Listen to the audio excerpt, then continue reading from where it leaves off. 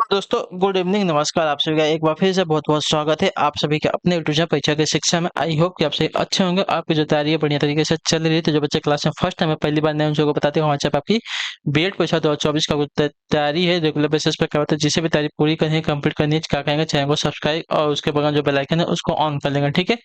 और जो क्लासेस है बीएड के साथ साथ जो डीएलएड वाले छात्र हैं, उनके लिए भी इंपॉर्टेंट है, वो लोग भी जो है क्लास को पूरा अटेंड करेंगे, ठीक है। और मैंने आपको रीजनिंग वाली क्लास में आपको होमवर्क दिया था। आई होप कि आप सभी ने उसको सॉल्व किया है। जिसने नहीं किया वो जाकर फटाफट उसको सॉल्व करेंगे। सॉल्व करने से क्या है, आपकी जो क्वेश्चन सॉल्व करने की जो प्रैक्टिस है ना, वो बढ़ेगी, तो आपको अच्छा रहेगा। एग्जाम में आप उससे क्या है, जल्दी जल्दी क्वेश्चन को सॉल्व कर सकते हैं, ठीक है। क्लास का समय देखिए, जीके जिसकी जो क्लासेस सुबह 10 बजे डेली देखने को मिलती है, रीजनिंग की जो क्लासेस आती है दोपहर को 1 बजे देखने को मिलती है, कला की जो क्लासेस शाम को 4 बजे देखने को मिलती है, और जो हिंदी की क्लास आपको शाम को 7 बजे हमारे यहाँ पे देखने को मिलती है। तो हमारे क्लासेस का जो आप शेड्यूल है इसको याद करके रखिए, इसी टाइम पर क्लासेस से जुड़ना है, अपनी तैयारी को जो है पूरा कंप्लीट करना है। बाकी आपका कोई भी डाउट हो, कोई भी क्वेश्चन हो, तो आप हमारे इंस्टाग्राम पर पूछ सकते हैं। परीक्षा की शिक्षा का हमारे इंस्टाग्राम का पेज है, नीचे डिस्क्रिप्शन में इसका लिंक मिलेगा, तो फटाफट जाकर आप क्या करेंगे, टेलीग्राम से जुड़ जाएंगे। पीडीएफ और नोट्स के लिए आपको हमारे टेलीग्राम का जो चैनल है इसको ज्वाइन करना पड़ेगा। परीक्षा की शिक्षा का नीचे डिस्क्रिप्शन इसका भी लिंक मिल जाएगा था, तो ठीक है। तो जाकर फटाक से क्या करें, टेलीग्राम चैनल से जुड़ जाइए। वहाँ पर क्या है, डेली बेसिस पर आपको क्लास का अपडेट दिया जाए, जिससे आपकी क्लास जो है मिस नहीं होती, ठीक है। और जो आपका एग्जाम का अपडेट होगा वो भी आपको यहाँ पे बताया जाएगा, तो आप लोग यहीं पे जुड़े रहेंगे, ठीक है।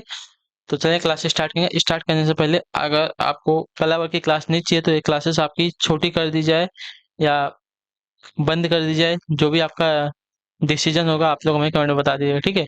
आज देखते हैं, आज छोटी क्लास देंगे हम आप सभी को, ठीक है। उसके बाद देखा जाएगा आपका क्या रिएक्शन आता है क्लास के ऊपर, ठीक है। चलिए पहला क्वेश्चन देखते हैं क्या देगा, ध्यान से देख के बताएंगे। आइटम का निम्नलिखित में से कौन सा महासागर सबसे छोटा है, बताइए। निम्नलिखित में से कौन सा महासागर सबसे छोटा है। तो देखिए, सबसे छोटा महासागर यहाँ पे जो दिया गया है, कौन सा हो जाएगा साथियों,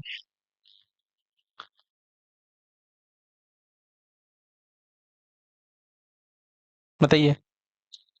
कौन सा महासागर सबसे छोटा है यहाँ पे, तो राइट आंसर क्या हो जाएगा साथियों, आपका आर्कटिक महासागर जो आपका दिया है यहाँ पे।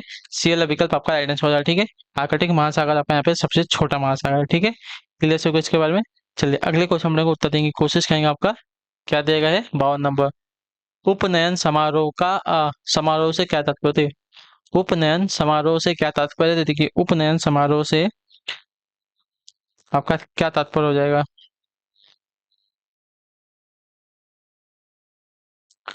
तो देखिए, बच्चों को बच्चे को पवित्र जनेऊ धारण कराया जाता है, ठीक है।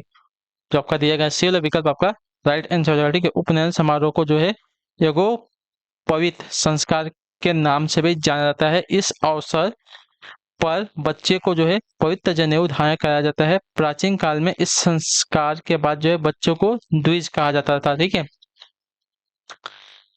अगले क्वेश्चन का उत्तर देने की कोशिश करेंगे। आपका 53 क्या देगा, सत्यमेव जयते महावाक्य कहाँ से उद्धृत है साथियों, बताइए। सत्यमेव जयते जो वाक्य कहाँ से उद्धृत है, तो आपका राइट आंसर साथियों मुंडको उपनिषद से, जो आपका दिया गया सी वाला विकल्प आपका सही उत्तर होगा, ठीक है। क्लियर चुका इसके बारे में।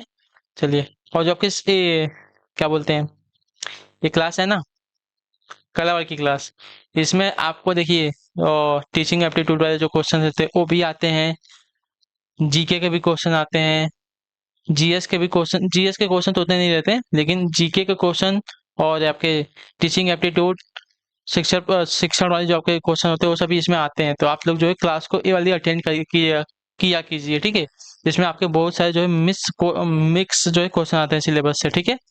अगला क्वेश्चन देखेंगे। निम्न लिखित में से मौर्य कला का सर्वोत्तम प्रतिमान कौन सा है।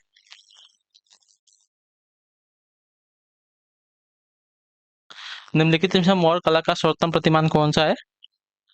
तो देखिए, मौर्य कला का सर्वोत्तम प्रतिमान आपका स्तंभ है। स्तंभ जो आपका ये वाला विकल्प देगा आपका राइट आंसर, ठीक है।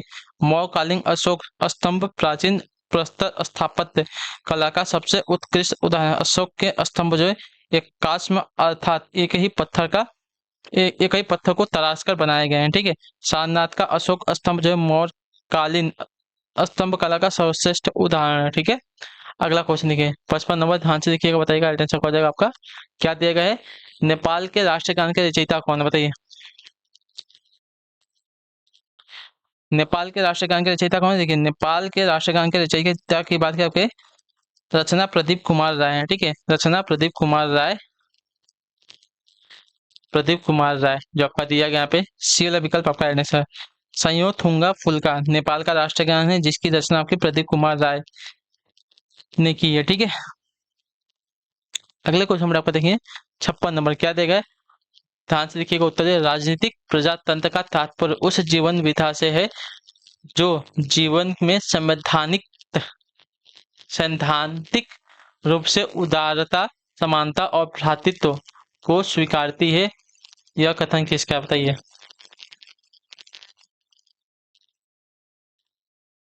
राजनीतिक प्रजातंत्र का तात्पर्य उस जीवन विधा से है जो जीवन के सैद्धांतिक रूप से उदारता, समानता और भ्रातृत्व को स्वीकारती है। यह कथन किसका है, तो यह कथन जो दिया गया साथियों आपका डॉक्टर भीमराव अंबेडकर का, जो आपका दिया गया यहाँ पे ए वाला विकल्प आपका राइट आंसर हो जाएगा। ठीक है, क्लियर हो गया इसके बारे में। चलिए अगले क्वेश्चन में आपको देखिए 57 नंबर, ध्यान से देखिएगा, बताइएगा आंग्ल समाज में हत्या, आंग्ल समाज में हत्या से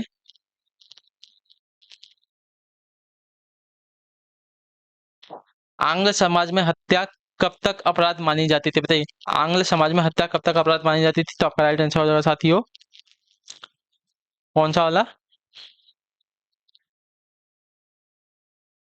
10वीं शताब्दी तक। जो आपका दिया गया यहाँ पे पहला विकल्प आपका राइट आंसर। ठीक है, आंग्ल समाज में हत्या 10वीं शताब्दी तक जो आपकी अपराध मानी जाती है। ठीक है, क्लियर है। अगले क्वेश्चन आपको देखें 58 नंबर क्या देगा, आदमी का लालच अपराध का प्रभावी कारण है, या किसका कथन है। आदमी का लालच जो अपराध का प्रभावी कारण है, या किसका कथन है, तो इसका राइट आंसर आपका हो जाएगा साथियों प्लेटो का है। जो आपका दिया गया सी वाला विकल्प आपका सही उत्तर होगा। ठीक है, क्लियर हो गया इसके बारे में।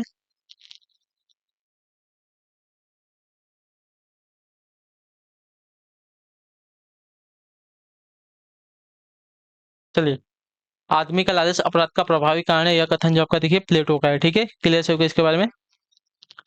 अगले क्वेश्चन में आपको देखेंगे 59 नंबर, ध्यान से देखिएगा, बताइएगा आइडिया निम्नलिखित में से कौन सा क्षेत्र अशोक के साम्राज्याधीन नहीं था बताइए। निम्नलिखित में से कौन सा क्षेत्र जो अशोक के साम्राज्याधीन नहीं था, तो आपका देखिए आपका राइट आंसर यहाँ पे हो जाएगा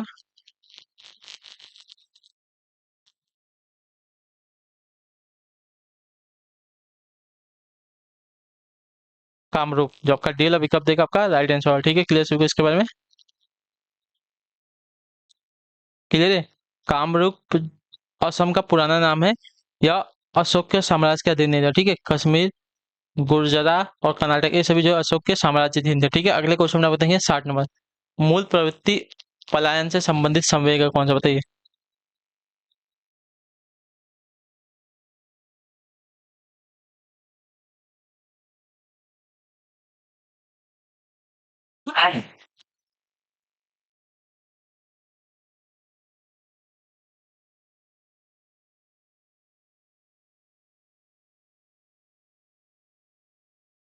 चलिए, मूल प्रवृत्ति पलायन से संबंधित संवेग कौन सा है, इसका सही उत्तर क्या हो जाएगा। तो देखिए इसका राइट आंसर आपका होना चाहिए कौन सा,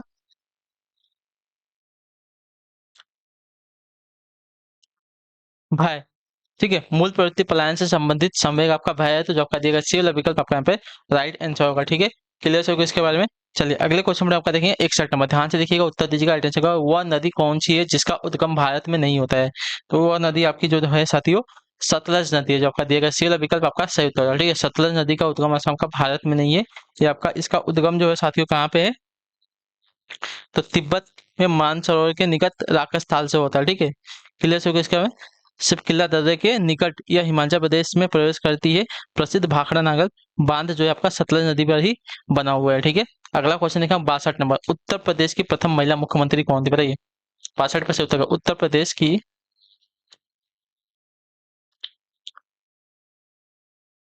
प्रथम महिला मुख्यमंत्री कौन थी, तो आपका राइट आंसर हो जाएगा यहाँ पे साथियों सुचिता कृपलानी। जो आपका दिया गया यहाँ पे बी वाला विकल्प आपका राइट आंसर हो जाएगा। ठीक है, क्लियर है इसके बारे में।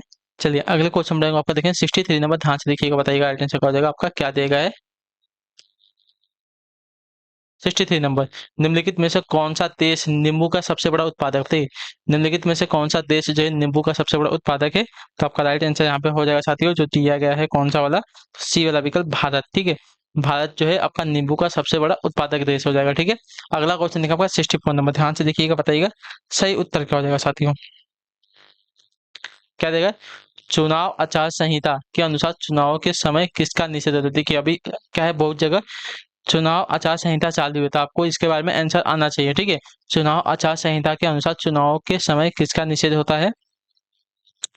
तो आपका राइट आंसर यहाँ पे हो जाएगा साथियों, सभी का। ठीक है, घृणाजनक भाषा तथा पुतला जलाना, प्रचार के लिए सरकारी मशीनरी का उपयोग और निर्वाचन अधिकारियों का स्थानांतरण, उपयोग तो सभी का होता है। जो आपका दिया गया डी वाला विकल्प आपका राइट आंसर। ठीक है, चुनाव को ईमानदारी एवं पारदर्शिता के साथ संपन्न कराने के लिए जो नियम बनाए जाते हैं उन्हें आपका चुनाव आचार संहिता कहलाते हैं। ठीक है, चुनाव आचार संहिता के तहत घृणाजनक भाषण, पुतला जलाना, प्रचार के लिए सरकारी मशीनरी का उपयोग तथा निर्वाचन अधिकारियों का स्थानांतरण आदि का जो है निषेध रहता है। ठीक है, क्लियर हो गया इसके बारे में। चलिए अगले क्वेश्चन में देखते हैं 65 में। जिस दिन भगत सिंह को फांसी दी गई थी वह शहीद दिवस के रूप में प्रत्येक वर्ष को कब मनाया, मैंने सुबह ही इसके बारे में आपको बताया गया था। तो आपका राइट आंसर साथियों 23 मार्च। जो आपका ये वाला विकल्प देगा आपका राइट आंसर हो जाएगा। ठीक है, क्लियर हो गया इसके बारे में। और इसके अलावा एक आपका जो महात्मा गांधी का 30 जनवरी को साथ मर्डर हुआ था तब मनाया जाता है। ठीक है, शहीद दिवस। अगला क्वेश्चन देखा आपका 66 में, क्या देगा, बृहत सांची स्तूप किस काल से संबंधित है। बृहत सांची स्तूप जो किस काल से संबंधित है। तो आपका राइट आंसर यहाँ पे हो जाएगा साथियों मौर्य काल से। जो आपका डी विकल्प देगा आपका राइट आंसर, बृहत सांची स्तूप जो आपका मौर्य काल से संबंधित है। जो आपका डी विकल्प देगा आपका पे सही उत्तर हो जाएगा। ठीक है, क्लियर हो गया इसके बारे में। चलिए अगले क्वेश्चन में बढ़ेंगे, उत्तर देंगे कोशिश करेंगे। आपका 67 में क्या देगा, भारत के किस राज्य में सबसे बड़ी अंतर्देशीय लवड़ी आर्द्रभूमि बताइए। भारत के किस राज्य में सबसे बड़ी अंतर्देशीय लवड़ी आर्द्रभूमि है। तो आपका राइट आंसर हो जाएगा साथियों यहाँ पे राजस्थान के पास। जो आपका दिया गया सी वाला विकल्प आपका सही उत्तर हो जाएगा। ठीक है, क्लियर हो गया इसके बारे में। राजस्थान के पास जो है सबसे बड़ी अंतर्देशीय लवड़ी आर्द्रभूमि है। ठीक है, क्लियर है। अगले क्वेश्चन में आप बताएंगे 68 नंबर, ध्यान से देखिएगा उत्तर है, भारत के किस राज्य में गेहूं का सर्वाधिक उत्पादन होता है। तो आपका राइट आंसर हो जाएगा साथ ही यहाँ पे उत्तर प्रदेश में। जो आपका दिया गया ये वाला विकल्प आपका राइट आंसर हो जाएगा। ठीक है, उत्तर प्रदेश जो है भारत में सर्वाधिक गेहूं उत्पादन करने वाला राज्य है। पंजाब, मध्य प्रदेश, हरियाणा एवं राजस्थान अन्य जो है अन्य जो है प्रमुख गेहूं उत्पादक राज्य है। ठीक है, अगला क्वेश्चन 69 नंबर, क्या देगा, इनमें से कौन जो है भारत का कार्यवाहक राष्ट्रपति नहीं था बताइए। तो देखिए डॉक्टर जाकिर हुसैन। जो आपका दिया गया यहाँ पे बी वाला विकल्प आपका राइट आंसर। ठीक है, डॉक्टर जाकिर हुसैन जो है भारत के कार्यवाहक राष्ट्रपति नहीं थे। ये जो है वर्ष 1967 से 1969 तक भारत के तीसरे निर्वाचित राष्ट्रपति थे, जिनकी कार्यकाल के दौरान जो है मृत्यु हो गई थी। ठीक है, अगले क्वेश्चन होगा 70 नंबर, ध्यान से देखिएगा, बताइएगा राइट आंसर, भारत के किस तटवर्ती शहर में सबसे लंबा समुद्री पुल अवस्थित है बताइए।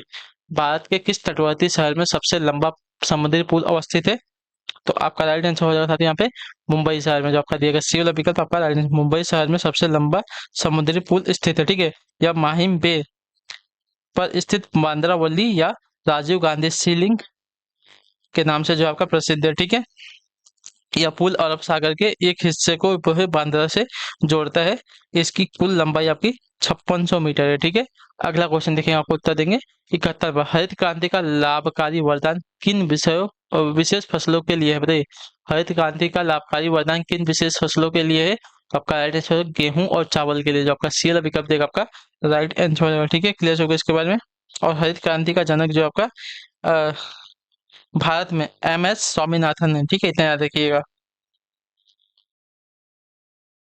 चलिए अगले क्वेश्चन हम लोग को उत्तर देंगे की कोशिश करेंगे। 72 नंबर, क्या देगा, ध्यान से देखिएगा, बताइएगा सही उत्तर का। अधिया और बटाई शब्दों का प्रयोग किस अभिप्राय के लिए किया जाता है। अधिया और बटाई शब्दों का जो प्रयोग है किस अभिप्राय के लिए किया जाता है। तो आपका राइट आंसर यहाँ पे हो जाएगा साथियों ग्रामीण इलाकों की कृषि कार्यों में अधिया एवं बटाई प्रणाली का चलन है। तो जो आपका दिया गया यहाँ पे बी और सी।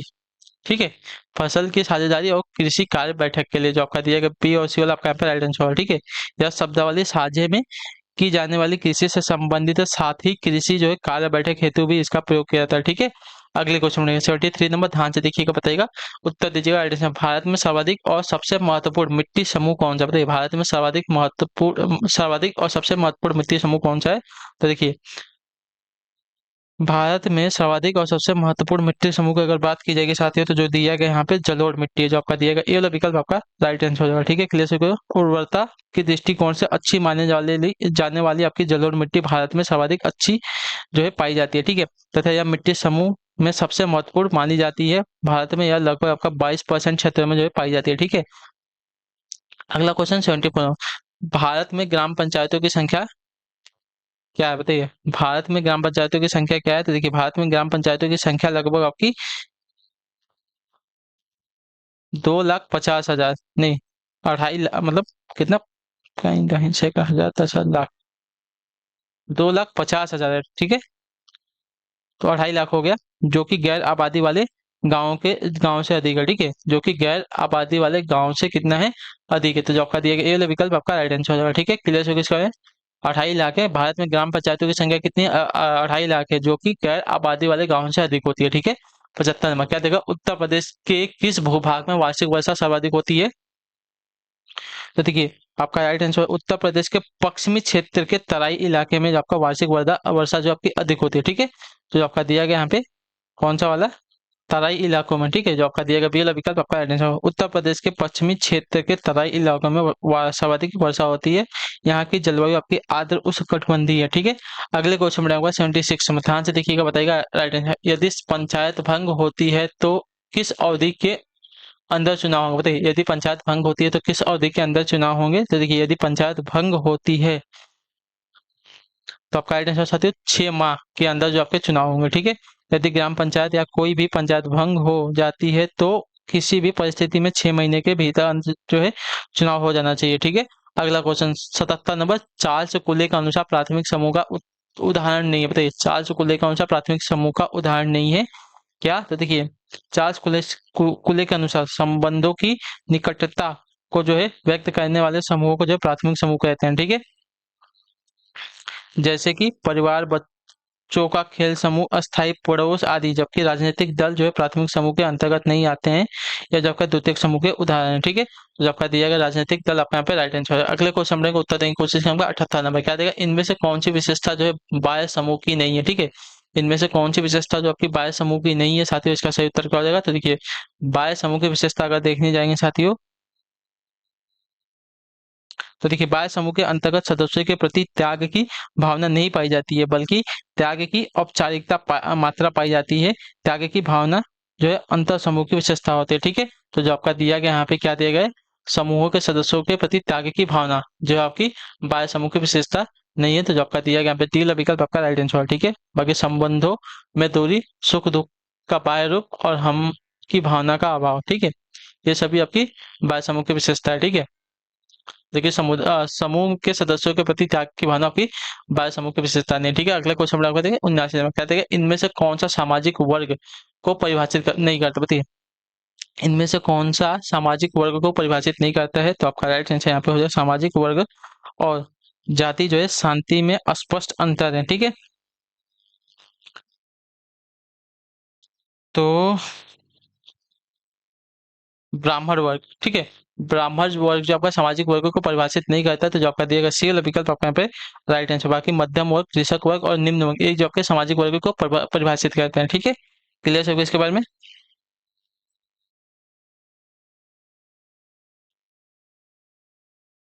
चलिए अगले क्वेश्चन का उत्तर देंगे आपका 80 नंबर क्या देगा, भारत में सामुदायिक विकास योजना कब आरंभ हुई थी। तो देखिए भारत में सामुदायिक विकास योजना की अगर बात की जाएगी आपका 1952 में जो है प्रारंभ किया था। जो आपका बी वाला विकल्प देगा आपका यहाँ पे राइट आंसर है। ठीक है, क्लियर है इसके बारे में। कई पंचायतों को मिलाकर एक विकास खंड होता है, इसका मुख्यालय आपका सामुदायिक विकास केंद्र कहलाता है। एक जिले में कई सामुदायिक केंद्र होते हैं। सामुदायिक विकास का योजना का जो प्रारंभ आपका 1952 में किया गया था। ठीक है, अगला क्वेश्चन देखेंगे 81 नंबर, ध्यान से देखिएगा, रिक्त स्थान भारत के नियंत्रक और महालेखक परीक्षक की नियुक्ति करते हैं कौन। तो आपका राइट आंसर साथियों भारत का राष्ट्रपति जो आपका दिया गया ये वाला विकल्प आपका राइट आंसर हो जाएगा। ठीक है, क्लियर, और इसका जो कार्यकाल होता है कितने वर्षों का, 6 साल का होता है। ठीक है, इतने याद रखेंगे। ठीक, अगले क्वेश्चन का उत्तर देंगे 82 नंबर, ध्यान से उत्तर दीजिएगा, राजनीतिक दल एवं मजदूरी संघ किस प्रकार के समूह को उदाहरण बताइए। राजनीतिक दल एवं मजदूरी संघ जो है किस प्रकार के समूह के उदाहरण है। तो देखिए आपका राइट आंसर यहाँ पे हो जाएगा साथियों द्वितीयक समूह के, जो आपका दिया गया डी विकल्प आपका राइट आंसर हो जाएगा। ठीक है, क्लियर। राजनीतिक दल एवं मजदूरी जो आपके देखिए द्वितीयक समूह के उदाहरण होते हैं, जो आपका दिया गया डी वाला ऑप्शन आपका यहाँ पे राइट आंसर। अगला क्वेश्चन देखिए 83 नंबर, ध्यान से देखिएगा, बताइए राष्ट्रपति शासनाधीन राज्य का बजट किससे प्रस्तुत किया जाता है? राष्ट्रपति शासनाधीन राज्य का जो बजट है किससे प्रस्तुत किया जाता है? तो आपका राइट आंसर हो जाएगा साथियों, राष्ट्रपति शासनाधीश राज्य का जो बजट है लोकसभा में प्रस्तुत किया जाता है, जो आपका दिया गया यहाँ पे सी वाला विकल्प आपका सही उत्तर हो जाएगा। ठीक है, क्लियर से किसका है? संविधान तंत्र विफल हो जाने पर संविधान के अनुच्छेद 356 के तहत किसी राज्य में राष्ट्रपति शासन लागू किया जाता है। राष्ट्रपति शासन की घोषणा के बाद राज्य जो है विधायिका की शक्तियों का प्रयोग संसद द्वारा जो है किया जाता है। ठीक है, क्लियर है। अगले क्वेश्चन में उत्तर देंगे 84 नंबर, क्या देगा? योजना आयोग के अंतिम उपाध्यक्ष कौन थे? बताइए, योजना आयोग के अंतिम उपाध्यक्ष कौन थे? तो योजना आयोग के अंतिम उपाध्यक्ष आपके मोन्टेग सिंह अहलूवालिया थे। ठीक है, जो आपका दिया गया डी वाला विकल्प आपका राइट आंसर। योजना आयोग के अंतिम उपाध्यक्ष आपके मोन्टेग सिंह अहलूवालिया हैं, याद रखिएगा। ठीक है, 1 जनवरी 2015 को जो है योजना आयोग को समाप्त करके इसके स्थान पर जो आपका नीति आयोग की स्थापना की गई थी। नीति आयोग के उपाध्यक्ष आपके प्रधानमंत्री होते हैं। इसके प्रथम उपाध्यक्ष आपके अरविंद पनगड़िया थे। ठीक है, अगला क्वेश्चन देखिए आपके 85 नंबर, क्या रहेगा? नीलगिरी पर्वत किसके उदाहरण होते हैं? नीलगिरी पर्वत जो है किसके उदाहरण होते हैं? देखिए, नीलगिरी पर्वत जो आपके अवशिष्ट पर्वत के उदाहरण। क्लियर है, नीलगिरी पर्वत आपके अवशिष्ट पर्वतों के उदाहरण है, तो जो आपका दिया गया पहला ऑप्शन राइट आंसर। अगला क्वेश्चन 86 नंबर, ध्यान से देखिएगा, उत्तर दीजिएगा राइट आंसर। निम्नलिखित में से सस्ती मुद्रा नीति का तात्पर्य कौन सा? बताइए, निम्नलिखित में से सस्ती मुद्रा नीति का क्या तात्पर्य? देखिए, सस्ती मुद्रा नीति से तात्पर्य है अंतः पूर्ण रोजगार को प्रदान करने के लिए निवेश को बढ़ावा देने के लिए तैयार की गई नीति। ठीक है, तो जो आपका दिया गया यहाँ पे बी वाला विकल्प आपका राइट आंसर हो जाएगा। ठीक है, क्लियर से इसका सस्ती मुद्रा नीति का क्या है? अंततः पूर्ण रोजगार को प्राप्त करने के लिए निवेश को बढ़ावा देने के लिए तैयार की गई नीति को जो आपका देखिए सस्ती मुद्रा नीति कहते हैं। ठीक है, अगले क्वेश्चन में 87 में क्या देगा? संसद सदस्य को शपथ कौन दिलवाता है? बताइए, संसद सदस्य को कौन शपथ दिलवाता है? तो संसद सदस्य को शपथ आपका राष्ट्रपति दिलवाता है, जो आपका दिया गया ये ऑप्शन राइट आंसर होगा। ठीक है, अगला क्वेश्चन देखिए आपका 88 नंबर, ध्यान से देखिएगा, बताइएगा राइट आंसर। किस वायसराय के दौर में उच्चतम न्यायालय और सदन न्यायालय को जो उच्च न्यायालय में विलय कर दिया गया था? बताइए, किस वायसराय के दौर में उच्चतम न्यायालय और सदन न्यायालय को जो है उच्च न्यायालय में विलय कर लिया गया था? तो आपका राइट आंसर लॉर्ड एल्गिन के। ठीक है, लॉर्ड एल्गिन के शासनकाल के दौरान उच्चतम न्यायालय और सदन न्यायालय को आपका उच्च न्यायालय में विलय कर लिया गया था। ठीक है, अगला क्वेश्चन देखिए आपका 89 नंबर, क्या देगा? राज्यों के लोक सेवा आयोग के अध्यक्षों की नियुक्ति कौन करता है? तो राज्यों के लोक सेवा आयोग के अध्यक्ष व अन्य सदस्यों की नियुक्ति जो है संबंधित राज्य का राज्यपाल करता है, जो आपका दिया गया यहाँ पे सी वाला विकल्प आपका सही उत्तर होगा। ठीक है, क्लियर से इसको हमें लोक सेवा आयोग के सदस्य अपने पद ग्रहण करने की तारीख से 6 वर्ष या 62 वर्ष की आयु तक इनमें से जो भी पहले हो अपना पद जो है धारण करते हैं। ठीक है, अगला क्वेश्चन देखिए आपका 90 नंबर, ध्यान से देखिएगा, बताइएगा राज्य की विधान परिषद को समाप्त करने का अधिकार किसके पास है? तो आपका राइट, राज्य के विधान परिषद को समाप्त करने का जो अधिकार है साथियों संसद के पास होता है, जो आपका दिया गया सी वाला विकल्प आपका सही उत्तर होगा। ठीक है, क्लियर हो गया इसके बारे में। चलिए अगले क्वेश्चन बढ़ेगा 91 में, क्या देगा? ध्यान से देखिएगा, बताइएगा राइट आंसर। भारतीय गणराज्य में रिक्त स्थान शब्द का तात्पर्य संविधान के अनुच्छेद 356 से संबंधित किससे? तो मैंने अभी आपको बताया था राष्ट्रपति शासन से, जो आपका दिया गया डी वाला विकल्प आपका राइट आंसर हो जाएगा। ठीक है, क्लियर हो गया इसके बारे में। भारतीय गणराज्य में राष्ट्रपति शासन शब्द का तात्पर्य संविधान के अनुच्छेद 356 से संबंधित है। अनुच्छेद 356 के अंतर्गत राज्य से संबंधित तंत्र के विफल हो जाने पर केंद्र जो है राज्य सरकार को अपने नियंत्रण में ले सकता है। सामान्य रूप से इसे राष्ट्रपति शासन या राज्य आपात भी कहा जाता है। ठीक है, अगला क्वेश्चन 92 नंबर, बताइएगा राइट आंसर का निम्नलिखित में से कौन सा विषय जो है संघ सूची के अंतर्गत आता है? बताइए, संघ सूची के अंतर्गत कौन सा विषय आता है? तो देखिए, संघ सूची के अंतर्गत आपका आ जाएगा साथियों डाक बचत बैंक, जो आपका दिया गया यहाँ पे सी वाला विकल्प आपका राइट आंसर। ठीक है, डाक बचत बैंक जो है संघ सूची के अंतर्गत आता है। संविधान की अनुसूची 7 की सूची एक को जो है संघ सूची कहा जाता है। इसमें जो है राष्ट्रीय महत्व के 97 विषय का उल्लेख है, ठीक है, जिन पर विधि बनाने की शक्ति आपका संसद को है, ठीक है। अगला क्वेश्चन 93 नंबर, ध्यान से देखिएगा, उत्तर दीजिएगा। अटेंशन, भारतीय संविधान में इस समय कितनी अनुसूचियां हैं? तो देखिए, भारतीय संविधान में इस समय अगर अनुसूचियों की बात की जाएगी तो आपकी 8 अनुसूचियां जो आपका दिएगा डी वाला विकल्प आपका आंसर। वर्तमान में भारतीय संविधान में 22 भाग, 395 अनुच्छेद एवं 22 अनुसूचियां, सॉरी 12 अनुसूचियां वर्तमान में ना, तो वर्तमान में आपके 12 हैं, ठीक है। पहले था आपका 8, अभी सही कर लीजिए, ठीक है। वर्तमान में आपके कितने 12 हैं, ठीक है। भाग कितने 22 है, 395 अनुच्छेद है एवं 12 आपकी अनुसूचियां हैं। 26 नवंबर 1949 को जो संविधान सभा पारित, संविधान में कुल आपके 22 भाग, ठीक है, 395 अनुच्छेद तथा आपकी 8 अनुसूचियां थी, ठीक है। अगले क्वेश्चन में आपका देखेंगे 94 नंबर, जब पारित हुआ था तब की बात कर रहा था, लेकिन वर्तमान में आपके 12 अनुसूचित। समाज के उद विकास का सिद्धांत किसने प्रतिपादित किया था? तो समाज के उद विकास का सिद्धांत आपका प्रतिपादित किसने किया था? तो आपका राइट आंसर हर्बर्ट स्पेंसर ने, जो आपका दिया गया सी विकल्प आपका राइट आंसर। हर्बर्ट स्पेंसर आपका विक्टोरियाई काल के एक अंग्रेज दार्शनिक, समाजशास्त्री और प्रसिद्ध उदारवादी राजनीतिक सिद्धांतकार थे।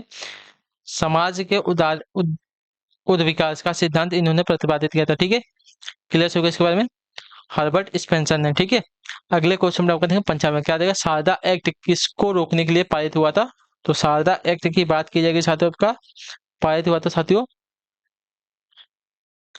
बाल विवाह रोकने के लिए, ठीक है। जो आपका दिया गया बी वाला विकल्प आपका बाल विवाह प्रतिबंध अधिनियम 1929 imperial legislative council of India ने पारित हुआ था, जिसमें लड़कियों की शादी की आयु जो है 14 वर्ष और लड़कों की शादी की जो आयु है 18 वर्ष तय की गई थी, किंतु बाद में इसे क्रमशः 18 वर्ष और 21 वर्ष जो है कर दिया गया था। इसके प्रायोजक आपके हरविलास शारदा थे, इसी कारण इसे शारदा अधिनियम के नाम से भी जो है जाना जाता है, ठीक है। अगला क्वेश्चन देखेंगे 96 नंबर, प्रतिस्पर्धा को शांतिपूर्ण संघर्ष के रूप में किसने वर्णित किया है? तो आपका राइट आंसर साथियों कोजर, जो आपका दिया गया ए वाला विकल्प आपका राइट आंसर, ठीक है। कोजर एक अमेरिकी समाजशास्त्री थे, इन्होंने आपका प्रतिस्पर्धा को शांतिपूर्ण संघर्ष के नाम से जो है वर्णित किया है, ठीक है। अगला क्वेश्चन 97 नंबर, क्या देगा, निम्नलिखित में से किसमें प्रथमतः वर्ण व्यवस्था का उल्लेख मिलता है? बताइए। तो वर्ण व्यवस्था जो आपका देखिए सर्वप्रथम मिलता है साथियों ऋग्वेद में, जो आपका दिया यहाँ पे ये वाला विकल्प आपका राइट आंसर, ठीक है। क्लियर, वर्ण व्यवस्था हिंदू धर्म में सामाजिक कारणोन्नति का एक आधार थी, ठीक है। हिंदू धर्म ग्रंथों के अनुसार समाज 4 वर्णों में कार्यों के आधार पर वर्गीकृत था। ये आपके ये वर्ड आपका देखिए ब्राह्मण, क्षत्रिय, वैश्य और शूद्र के नाम से जो है जाने जाते थे। सर्वप्रथम ऋग्वेद में इन वर्डों का जो है उल्लेख मिलता है, ठीक है। अगला क्वेश्चन देखिए आपका 98 वर्ड, किस आश्रम को धर्म, अर्थ एवं काम का संगम कहा जाता है? तो देखिए आपका राइट आंसर हो जाएगा साथियों गृहस्थ आश्रम को, जो आपका दिया गया पी विकल्प आपका राइट आंसर, ठीक है। गृहस्थ आश्रम को आपका धर्म, अर्थ एवं काम का जो है संगम कहा जाता है, ठीक है। अगला क्वेश्चन 99 नंबर, ध्यान से देखिएगा, बताइएगा राइट आंसर। सामाजिक स्तरीकरण का प्रकार्यात्मक सिद्धांत किसने दिया? बताइए, सामाजिक स्तरीकरण का प्रकार्यात्मक सिद्धांत किसने किया है? तो आपका राइट आंसर यहाँ पे हो जाएगा साथियों, सामाजिक स्तरीकरण वह प्रक्रिया है जिसमें व्यक्तियों के समूह को उनकी प्रतिष्ठा, संपत्ति व शक्ति की मात्रा के सापेक्ष पदानुक्रम में विभिन्न वर्गों में उच्च से निम्न रूप में स्तरीकृत किया जाता है। इस सिद्धांत के प्रतिपादक आपके डेविस थे, ठीक है। तो जो आपका दिया गया यहाँ पे बी वाला विकल्प आपका राइट आंसर के डेविस, प्रतिपादक जो आपके के डेविस थे, ठीक। 100 नंबर है, ध्यान से उत्तर दीजिएगा। गरीबी की संस्कृति की अवधारणा किसने विकसित की है? इसका सही उत्तर क्या आएगा? तो ऑस्कर लेविस ने, जो आपका दिया गया यहाँ पे पीला विकल्प आपका राइट आंसर, ठीक है। गरीबी की संस्कृति की अवधारणा किसने विकसित की है? तो ऑस्कर लेविस ने, ठीक है। तो जो आपका बी ऑप्शन देगा आपका राइट आंसर। तो इसी के साथ आपकी जो क्लास है आज की यहीं पे कंप्लीट होता है। आई होप को जो क्लास आती है अच्छी लगी, अच्छी लगी क्लास को लाइक है, चैनल को सब्सक्राइब और हमें जो है कमेंट में अपनी राय क्लास के बारे में जरूर देंगे, आपको क्लास कैसी लगी। तो हम आपसे मिलते हैं आपकी अगली क्लास में, तब तक के लिए टाटा बाय बाय, जय हिंद जय भारत। आपसे क्लास से जुड़ने के लिए बहुत बहुत ही धन्यवाद साथियों।